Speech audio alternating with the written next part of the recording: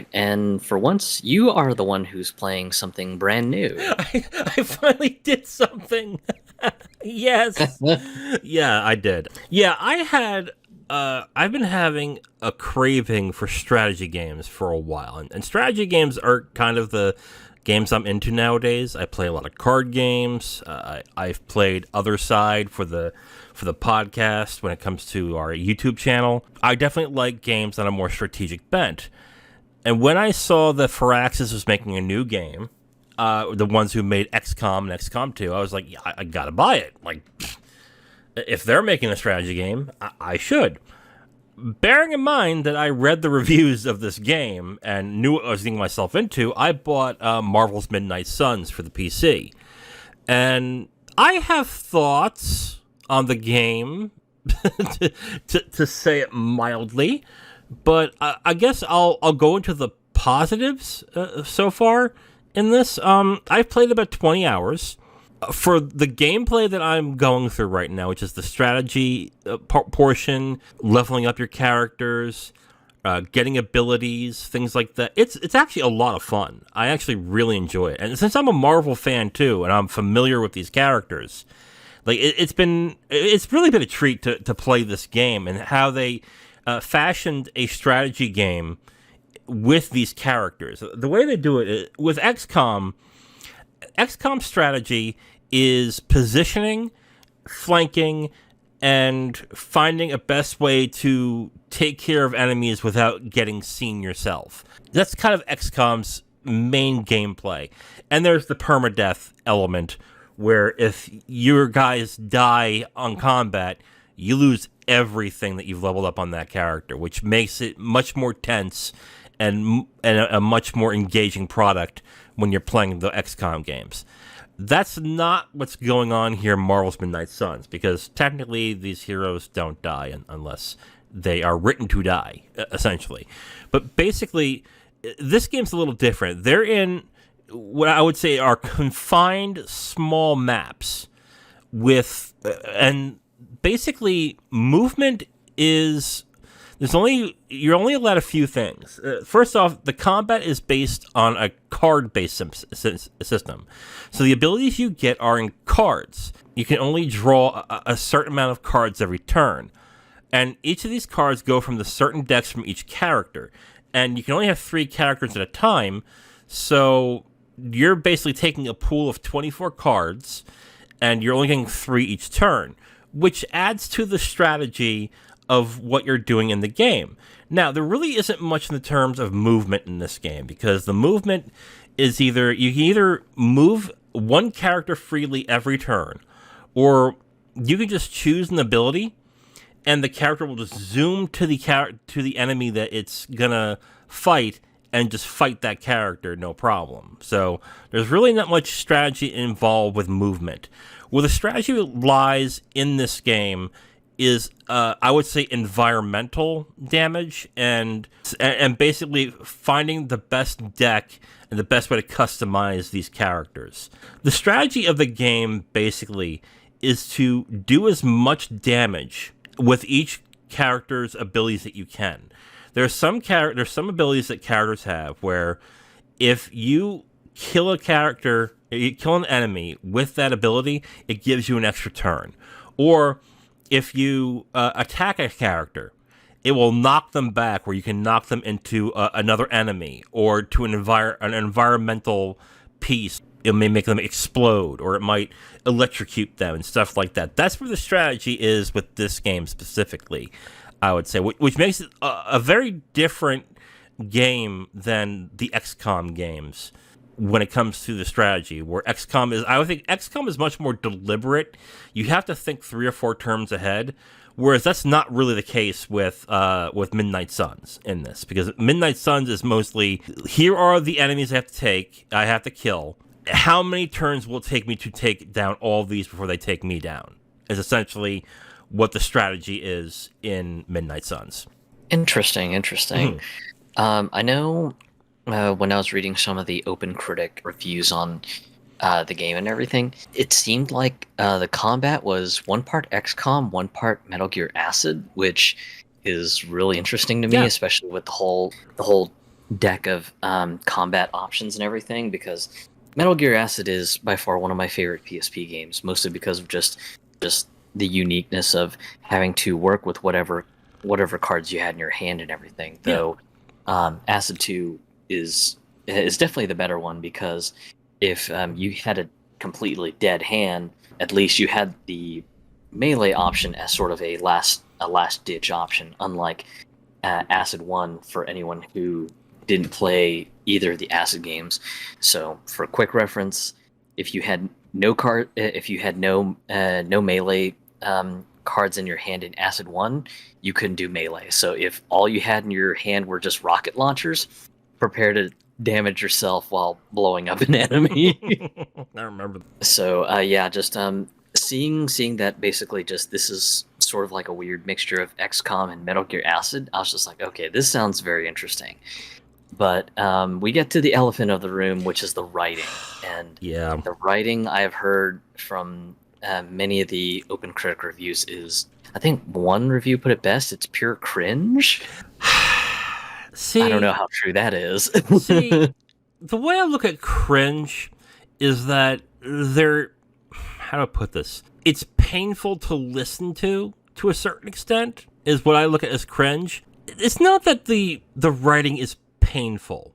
It's dull. It's boring. And I think the worst thing that this game does is that it doesn't respect the characters that it has. The example that I've told you throughout the entire time that I've been playing this game, there's two examples. One, there's Blade, who you come to learn has a crush on Captain Marvel for some reason, which he doesn't get into why, but they do it in such a ham-fisted kind of way, while he's still trying to be the brooding loner, even though he's the leader of a group, which I thought was like, that doesn't really work, but okay. But the other one that I think, when it comes to writing, that I really had an issue with was Captain Marvel.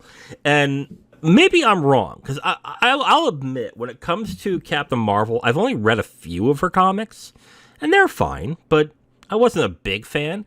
She didn't seem like the type of character who would fangirl over somebody, and I gotta tell you, it feels like this chick is riding my dick throughout the entire damn game.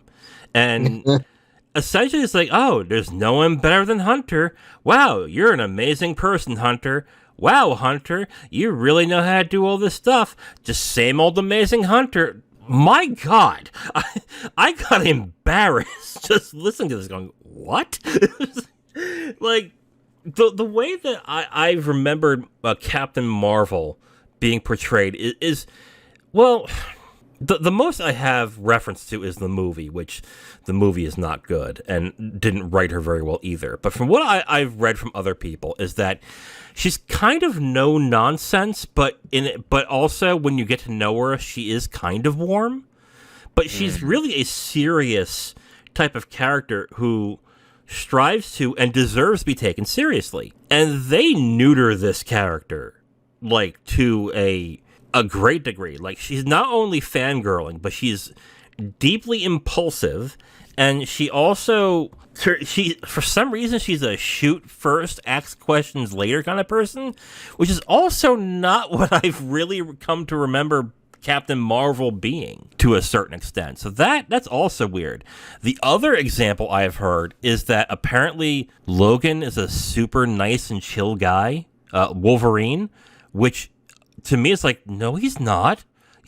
He's deeply troubled and he's an asshole. That's not like, I don't know the other characters like Robbie Reyes, Nico, Magic. I'm not familiar with those. I can't speak to them. But the others is where I'm like, wow, they did a really poor job of writing. And for some reason, they made Iron Man look like, how do I put this? A less interesting looking version of Freddie Mercury. And that's how he looks. Like, he looks awful in this. He's got this mustache and he's got this plastic look, and it just reminds me of someone took Freddie Mercury and turn him into an action figure and just turned out to give him an Iron Man suit is what it looks like to me. Like the looks and the way these characters are written are just not appealing at all in this game. I looked at a lot of this. Like, I guess the looks are okay at best or suspect at worst. Like, I think Iron Man and I would say Iron Man and Spider-Man are the two that I have a lot of issues with the way they look, especially with Peter Parker, because they try and make him look like a cheap knockoff of Tom Holland, which still looks really weird. So the trappings with the game, the writing and the characterization, the way they look is just not good at all. And for some reason, there's a photo mode in this game, so you can take photos of these characters doing things in the battlefield, and I don't understand why anyone would want to, because the game doesn't look that great. It looks okay. It's passable, is what I would say, but they don't do these characters justice. Now, Zero, some of you might be thinking, okay, but Wiz, this is a strategy game. Who the hell cares about the writing? You're not doing much with the characters anyway. All they are chess pieces on a board, and you just level them up and make them more powerful. What's the big deal about the writing? Well, the issue is to get a lot of the stuff that is interesting in the game, let's like abilities, passives, costumes, things like that. You have to go through its social link system, which is basically you befriend and you talk to and get to know all these different characters. And this is where the big problem I have with this game lies, because the writing is just so uninteresting and so unappealing that until I think they patched in a skip a day after the game was released, because I don't remember there being a scene skip or a dialogue skip when it first came out. But until then, I had to sit through this terrible dialogue that went like the ones I just made an example of. The Captain Marvel obviously attracted to me, or Blade talking about his crush on Captain Marvel, or Nico and her issue. I like Nico, but none of the characters are written well at all in this. And because of that, it makes the social link system like unbearable to go through. And the issue is the social link system is half the game. I recorded about 16, 17 hours of gameplay for the podcast. I'm certain that 7 or 8 is gameplay, and the rest of it is exploring the world, exploring the Abbey, which is where the game is set, which is also not really that great graphically, and also not that interesting, and all the social link stuff and the story stuff, which again, not interesting at all, and written pretty bad. So you literally have to suffer through half the game to get to the good parts, which are the battles and the fights. And there's another key problem I have with this game too. This game is loaded with microcurrencies. Like, loaded. There's currencies to level up your abilities. There's currencies to do certain missions. There's currencies to get certain upgrades. There's currencies to get certain currencies in certain parts of the game. You come to a point where even if you are leveled up enough to get to the next story beat, you still have to do extra story. You still have to do extra missions just to build up that currency in order to level up certain things and to get certain aspects of the game that you want unlocked. So you're also doing a lot of unnecessary battling in order to actually get to interesting parts of the battle system. And if the battle system wasn't great, which it is, I wouldn't have I don't have too much of a problem with that, but you are grinding a great deal to get through this game, to get the more interesting upgrades in the game. But because you're grinding, because there is grinding, you still have to go through every day through the dialogue bits. So if you were just grinding, you didn't have to go through the dialogue bits until you hit the story arc, then okay, not a big deal. But no, you can only do one mission, and then you have to rest, and then you have to do the dialogue bits, and then you go to the mission, rest, dialogue, mission, rest. That's how it is. That's how the flow is. Mission, rest, dialogue. Mission, rest, dialogue. And the dialogue portions are just not good and not fun to deal with. And I wish there was a much less emphasis on it, to be completely honest. So overall, even after seeing the critic reviews of the game and now having actually put your hands on the game, what are your thoughts overall for the game? Look, if you really are interested in Marvel and you like strategy games, this is a good buy. I will recommend buying it. But if you're not into Marvel, how to put this? If you aren't into Marvel, but you're into strategy games, wait for a sale on this. And hopefully they will cut back on some of the dialogue heavy stuff. Or what I hope to God they patch in is like, would you like to skip this and then give us a brief synopsis of what happened? that I think would be great, because if they just patched in a skip in this, I think they know how bad the writing is. So you might as well do the extra effort and just not let us deal with it at all.